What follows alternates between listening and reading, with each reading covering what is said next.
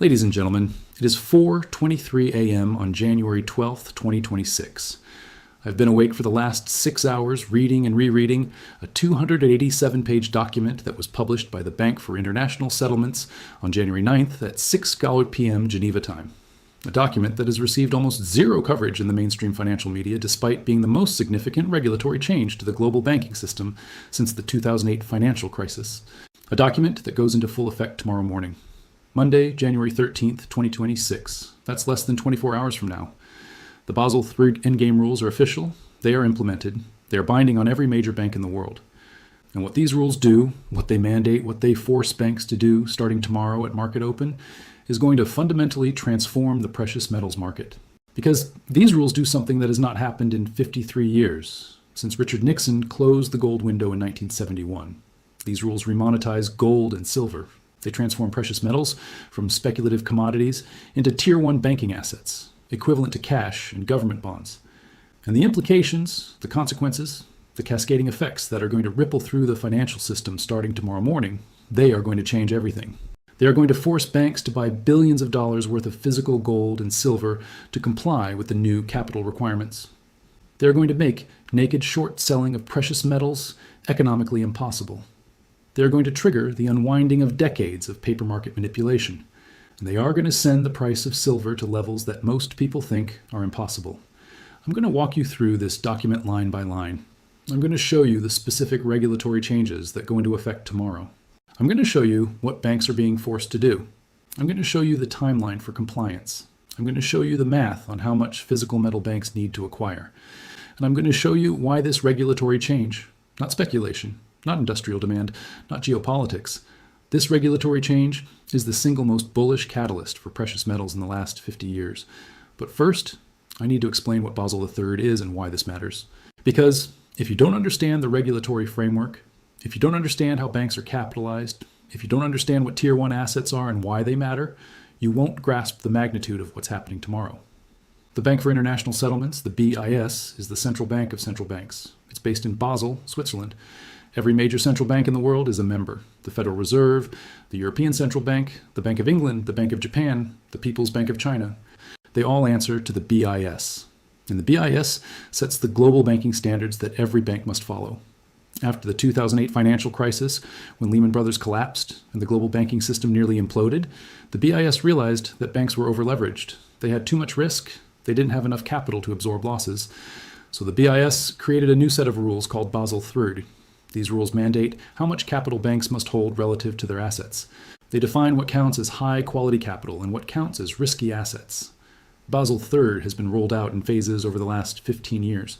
Basel III, Phase 1, was implemented in 2013, Phase 2 in 2019, and now in January 2026, we're getting the final phase.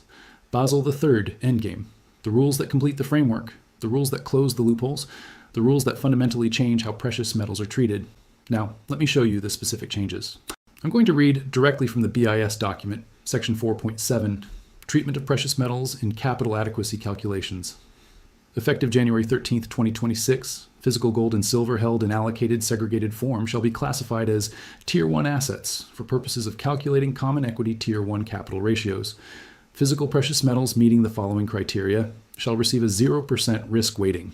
A, minimum purity of 99.5% for gold, 99.9% for silver. B, stored in approved vaults with full title transfer. C, audited annually by independent third parties. D, fully allocated to the bank with no encumbrances or third-party claims. Let me translate that from regulatory speak into English. Starting tomorrow, if a bank owns physical gold or physical silver that is stored in a vault, that is audited, that is fully allocated with clear title, that metal counts as Tier 1 capital. It's treated the same as cash. It's treated the same as U.S. Treasury bonds. It strengthens the bank's balance sheet. It improves their capital ratios. It reduces their regulatory burden. This is massive. Because until now, gold and silver were classified as risk assets. They were treated like stocks or corporate bonds. They had a 50% risk weighting, which meant that if a bank held $100 million of gold, it only counted as $50 million of capital for regulatory purposes. And because of that unfavorable treatment, banks had no incentive to hold physical precious metals. It was capital inefficient. It was a waste of balance sheet space. But tomorrow that changes. Physical gold and silver get a 0% risk weighting. If a bank holds $100 million of physical metal, it counts as $100 million of Tier 1 capital. It's capital efficient, it strengthens the balance sheet, it helps the bank meet regulatory requirements. So banks are going to want to hold physical precious metals, not because they're speculating on price, not because they think gold and silver are going up, but because holding physical metal improves their regulatory ratios and reduces their capital requirements. But here's where it gets even more significant. Let me show you Section 4.8, Treatment of Unallocated and Paper Precious Metal Positions. Unallocated precious metal positions, including but not limited to forwards, swaps, options, and ETF holdings not backed by segregated physical metal, shall be classified as derivative exposures, subject to the Credit Valuation Adjustment Framework. Such positions shall carry a minimum risk weighting of 85% and shall be subject to net stable funding ratio requirements with an available stable funding factor of 50% and a required stable funding factor of 100%. Let me translate this one too because it's critical. Starting tomorrow, if a bank holds paper gold or paper silver, if they have positions in gold futures, silver forwards, unallocated precious metal accounts, any position that is not fully backed by physical metal in a vault, those positions are treated as high-risk derivatives. They get an 85% risk weighting, and they require twice as much stable funding as they provide. What does that mean in practice? It means paper precious metal positions are capital intensive, they're expensive to hold, they penalize the bank's balance sheet, they make it harder to meet regulatory requirements. So banks are being given a choice. Hold physical metal and get favorable regulatory treatment, or hold paper metal and get punished. The incentive structure has completely flipped, and here's the part that's going to blow up the silver market. Section 4.9, Treatment of Short Positions in Precious Metals. Short positions in precious metals, whether outright or synthetic, shall be subject to a capital conservation buffer requirement of 2.5% in addition to standard risk weightings. Banks maintaining net short exposure in precious metals exceeding 5% of total assets must hold additional Tier 1 capital, equal to 10% of the notional short position value. Failure to maintain adequate capital buffers may result in restrictions on dividend distributions and discretionary bonus payments. Do you see what that says? Starting tomorrow, if a bank is short gold or silver, if they've sold precious metals they don't own, they have to hold additional capital against that position. A lot of additional capital. And if they don't, the regulators can restrict their ability to pay dividends to shareholders and bonuses to executives. This makes naked short selling of precious metals economically unviable, because the capital requirements are so onerous that the cost of maintaining the short position exceeds any profit the bank could make from that position. Let me show you the math. Let's say a bank is short 100 million ounces of silver. At $80 per ounce, that's a notional value of $8 billion. Under the new rules, the bank needs to hold Tier 1 capital equal to 10% of that notional value. That's $800 million of capital tied up just to maintain that short position. But Tier 1 capital is expensive.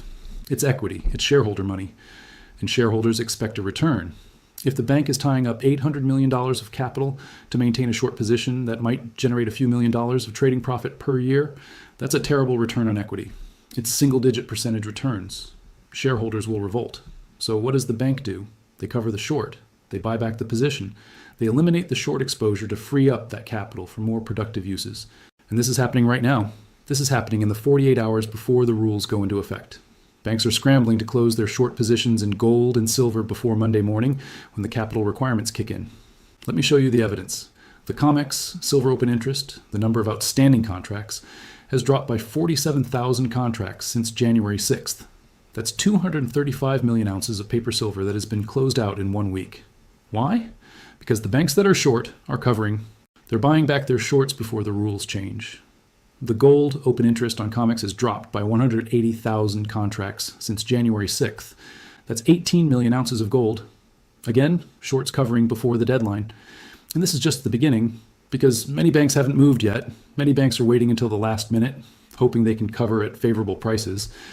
But there's a problem. When everyone tries to cover at the same time, when all the shorts rush for the exit simultaneously, the price doesn't just go up, it explodes. This is called a short squeeze. And it's not driven by speculation. It's not driven by retail investors. It's driven by regulatory compliance. Banks have no choice. They have to cover or face massive capital requirements and regulatory penalties. Now let me show you the timeline for compliance. Because the rules go into effect tomorrow, but banks have a transition period to fully comply. From the document, Section 11.3, Transition and Implementation Schedule, banks shall have until March 31st, 2026 to achieve full compliance with the Tier 1 capital requirements for precious metals holdings. During the transition period, banks must demonstrate reasonable progress toward compliance and submit monthly progress reports to their primary regulator. Failure to achieve at least 60% compliance by February 15, 2026, may result in enhanced supervisory scrutiny and restrictions on capital distributions. So, banks have until March 31st to get into full compliance, but they need to show progress. They need to be at 60% compliance by February 15th, which is 34 days from now, and they need to be at 100% compliance by March 31st, which is 78 days from now. What does this mean? It means banks have 78 days to acquire enough physical gold and silver to back their positions or close their positions entirely. And given how tight the physical market already is, given the supply constraints we've been discussing in previous videos, there is no way the banks can acquire that much physical metal without driving prices significantly higher. Let me show you the math on how much metal needs to be acquired. According to the most recent Bank for International Settlements data, the global banking system holds approximately $680 billion in unallocated gold positions and $94 billion in unallocated silver positions. These are positions that are not backed by physical metal. These are paper claims, IOUs, fractional reserve positions. Under the new rules, these positions either need to be backed by physical metal or closed. Let's assume that 70% of these positions get closed and 30% get converted to physical. That means banks need to acquire physical metal to back $204 billion of gold positions and $28 billion of silver positions. At current prices, $204 billion of gold at 2,116 per ounce is 96 million ounces. At current prices, $28 billion of silver at $80 per ounce is 350 million ounces. Now here's the problem. Global gold mine production is 110 million ounces per year. That's 9 million ounces per month. So the amount of gold that banks need to acquire, 96 million ounces, is equal to nearly 11 months of global mine production. Global silver mine production is 827 million ounces per year. That's 69 million ounces per month. The amount of silver that banks need to acquire, 350 million ounces, is equal to 5 months of global mine production. But banks can't just buy mine production. The mines are selling their output to industrial users, to mints, to existing contracts. The amount of silver available for banks to purchase from the market is maybe 10 to 20 million ounces per month, from recycling and investment disinvestment. So banks need 350 million ounces. The market can provide maybe 20 million ounces per month. Over 78 days, that's 52 million ounces. Banks need 350 million. The market can provide 52 million.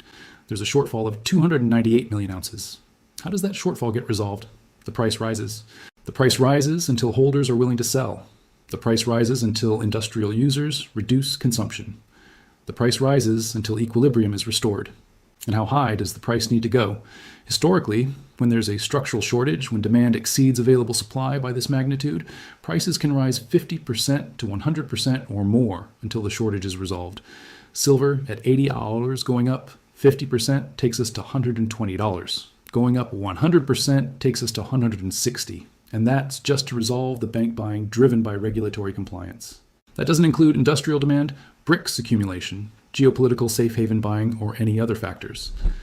The Basel III endgame rules are forcing banks to buy 350 million ounces of physical silver in the next 78 days, in a market that can only provide 52 million ounces. The math doesn't work. The only solution is a massive price increase. Now let me show you the implications for paper precious metal accounts. Because if you hold gold or silver in an unallocated account, if you have a position with a bank where they owe you metal, but they don't have it segregated in your name, you are at serious risk. From section 6.4, customer unallocated precious metal accounts. Banks offering unallocated precious metal accounts to retail and institutional clients must notify account holders within 30 days of these regulatory changes and provide options for A, conversion to allocated accounts with full segregation and storage fees, B, liquidation to cash at prevailing market prices, or C, rollover into bank-issued precious metal-backed debt securities subject to credit risk of the issuing bank. Translation: if you have an unallocated gold or silver account, the bank is going to contact you in the next 30 days. They're going to say, we can no longer offer unallocated accounts because the regulatory costs are too high. You have 3 options. 1, convert to allocated, where we actually hold physical metal in your name and you pay storage fees. 2, we close your account and give you cash. 3, we convert your metal claim into a bond that we issue, and you become a creditor of the bank instead of an owner of metal. Option 1 is good if you want to keep metal exposure. But the fees are going to be high because the bank has to acquire physical metal, store it, insure it, audit it. Option 2 means you lose your metal exposure and you're holding cash in a depreciating currency. Option 3 is terrible because you're taking credit risk on the bank. If the bank fails, you're an unsecured creditor. You might get nothing. So if you hold unallocated precious metal accounts, you need to make a decision in the next 30 days. And my strong recommendation is option 1. Convert to allocated, pay the fees. Because having physical metal in your name in a vault is infinitely better than having a paper claim that might not be honored. And here's the thing. Millions of investors around the world hold unallocated accounts. They think they own gold and silver, but they actually own a promise from a bank. When those millions of investors receive the notification letters, when they realize their unallocated accounts are being closed or converted, some of them are going to panic. Some of them are going to demand allocation. And that's going to create another wave of physical buying demand as banks scramble to acquire metal to satisfy allocation requests. Now let me show you the macroeconomic implications. Because when banks are forced to buy hundreds of millions of ounces of gold and silver, they have to sell something else to raise the cash. They have to liquidate other assets. And what are they going to sell? U.S. Treasury bonds. Corporate bonds? Maybe some equities. They're going to sell dollar-denominated assets to buy precious metals. And what does that do? It puts downward pressure on bond prices. It puts upward pressure on interest rates. It puts downward pressure on the dollar. And this is happening at the same time as the BRICS unit launch, at the same time as the Federal Reserve is trapped between inflation and recession, at the same time as the Iran crisis is driving geopolitical risk. All of these forces are converging, and they're all pushing in the same direction. Dollar weakness, rising interest rates, credit contraction, and precious metals. Explosion. We're entering a stagflationary environment. Economic growth is slowing. The stock market is falling, but inflation is rising. Interest rates are rising. The cost of living is rising. This is the worst possible environment for financial assets, but it's the best possible environment for hard assets, for commodities, for gold and silver. And the Basel III endgame rules are accelerating this transition. They're forcing banks to shift from financial assets to hard assets. They're forcing capital out of the dollar system and into precious metals. This is not a natural market move. This is a regulatory-driven shift, and it's going to be massive. Now let me give you the action plan. What do you do right now, today, January 12th, with less than 24 hours until these rules go into effect? Action 1. If you have unallocated precious metal accounts, contact your bank immediately. Do not wait for them to send you a letter. Call them, email them, ask them what their plan is. Ask them if they're going to close your account or offer allocation. If they offer allocation, take it. If they're closing accounts, demand physical delivery or transfer to a different provider who can allocate. Action 2. Buy physical silver now. Tomorrow morning, when the banks start covering their shorts, when they start buying physical to comply with the new capital requirements, the price is going to start moving. You want to own silver before that happens, not after. Go to dealers today. Buy whatever you can get. Silver eagles, silver maples, bars. Lock in your purchase today before premiums spike. Action 3. If you hold paper silver like SLV, understand the risks. SLV is not allocated. It's an unallocated pool. Under the new rules, the banks that provide the silver backing for SLV might decide it's too capital intensive. They might reduce their exposure. That could force SLV to liquidate or change its structure. PSLV is better because it's fully allocated, but physical in your possession is best. Action 4. Prepare for volatility. The next 78 days, from now until March 31st, when full compliance is required, are going to be wild. There will be days when silver is up $5, days when it's down $3. Banks are going to be buying. Short sellers are going to be covering. Industrial users are going to be panic buying. It's going to be chaotic. Don't let the volatility shake you out. Keep your eye on the trend. The trend is regulatory-driven demand for physical metal, and that trend points higher. Action 5. Monitor the COMEX open interest. Every day, check the open interest numbers for silver futures. If open interest continues declining, that's shorts covering. That's bullish. When open interest stops declining and starts to stabilize, that means the covering is mostly done. That's when the price might consolidate before the next leg up. Action 6. Watch for bank announcements. Over the next 30 days, banks are going to start announcing changes to their precious metal services. They're going to announce account closures, fee increases, allocation programs. These announcements will confirm that the regulatory pressure is real and that banks are scrambling to comply. When you see these announcements, that's confirmation that everything I'm telling you is happening. Action 7. Understand that $100 silver is no longer a question of if, it's a question of when. The Basel III rules guarantee that banks will be buying hundreds of millions of ounces over the next 78 days. The supply isn't there. The price has to rise. $100 is the first target. $120 is the second. And if the Iran situation escalates, if the BRICS unit launches successfully, if the dollar continues weakening, we could see $150, $180, $200. These are not speculative price targets. These are mathematical necessities driven by regulatory compliance in a market with insufficient supply. Ladies and gentlemen, tomorrow morning, January 13th, 2026, the global banking system changes. The Basel III's endgame rules go into effect. Gold and silver are reclassified as Tier 1 assets. Banks are incentivized to hold physical metal and penalized for holding paper. Naked short selling becomes economically impossible. And banks have 78 days to acquire 350 million ounces of silver in a market that can only provide 52 million ounces. This is not speculation. This is regulation. This is the Bank for International Settlements, the most powerful financial regulatory body in the world, mandating that banks treat precious metals as money. This is the quiet remonetization of gold and silver, and it's happening right now. For 53 years, since Nixon closed the gold window in 1971, precious metals have been demonetized. They've been treated as commodities, as speculative assets, as relics of the past. But tomorrow, that ends. Tomorrow, Basel III. Endgame brings gold and silver back into the monetary system, not through a dramatic announcement, not through a gold standard, but through regulatory incentives that make it advantageous for banks to hold physical precious metals. This is the biggest structural change to the precious metals market in half a century. And most people have no idea it's happening. The mainstream media isn't covering it. The financial news channels are ignoring it. But the banks know. The banks are scrambling. The banks are covering shorts and buying physical, and the price is about to reflect that. You have less than 24 hours before the rules go live. Less than 24 hours to position yourself before the scramble begins. Less than 24 hours to buy physical silver before the banks start competing with you for the same limited supply. This is not a drill. This is not hype. This is regulatory reality. Basel III. Endgame starts Monday, and the precious metals market will never be the same. Buy physical silver.